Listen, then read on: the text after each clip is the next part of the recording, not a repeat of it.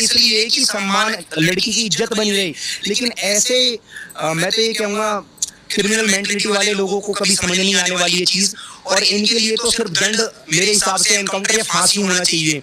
और मैं तो ये कहता हूँ आपके इस मंच के माध्यम से, इस माइक के माध्यम से माननीय योगी जी से और नरेंद्र मोदी जी से, मोदी जी का एक नारा है बेटी बचाओ बेटी पढ़ाओ, हो क्या रहा है बेटी पढ़ाओ और बेटी मरवाओ। आए दिनों ये घटनाएं आप देख रहे हो, ये क्रूरतियां बढ़ती जा रही है।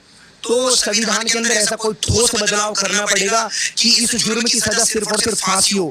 मैं लिख के दे रहा हूँ, अगर ऐसा बदलाव हो गया ना तो ये जुर्म होंगे नहीं, और अगर एक जुर्म हो गया तो अगले 100 जुर्म नहीं होंगे, उनकी रूह खड़ी हो जाएगी कि अगर आपने जुर्म किया तो आपको फांसी लगेगी। अरे उनसे जाके पूछो जिनकी बिटिया जो पालते पलोसते हैं और दूसरे को सौंप देते हैं बगैर जाने की, वो कैसे रखेंगे, और उस बिटिया को फिर दरिंदगी उतारी जाती है उसके ऊपर, और उसकी पूरा परिवार मिलकर हत्या करता है।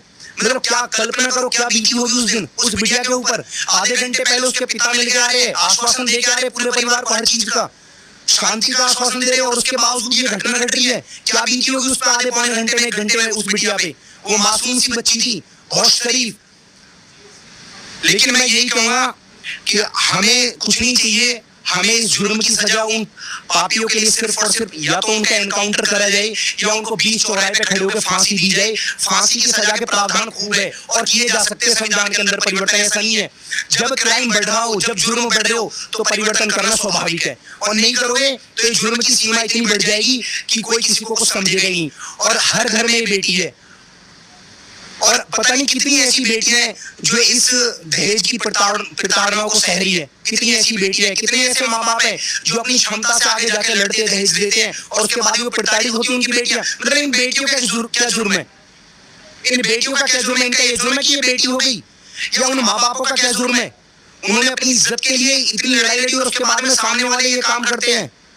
तो मैं तो यही कहूँगा, मेरी हाथ जोड़ के विनती है पूरे परिवार की तरफ से, निवेदन है योगी सरकार से कि बेटी पढ़ाओ बेटी बचाओ, महिला सशक्तिकरण के नारे तो लग रहे हैं बहुत, लेकिन इनकी रक्षा के लिए, इनकी सुरक्षा के लिए कोई कानून नहीं है, कोई नियम नहीं है। अगर आप करना ही चाहते हो, प्रत्यक्ष को प्रमाण की आवश्यकता नहीं होती। आप देख रहे हो कैसी घटनाएं हो रही है, दिनों अभी भोपाल की वो घटना देखी, उस बिटिया को कैसे मारा। तो बस मैं यही कहूंगा कि वो ऐसा कोई संविधान में परिवर्तन कर दे या दे दे इनको फांसी को, ताकि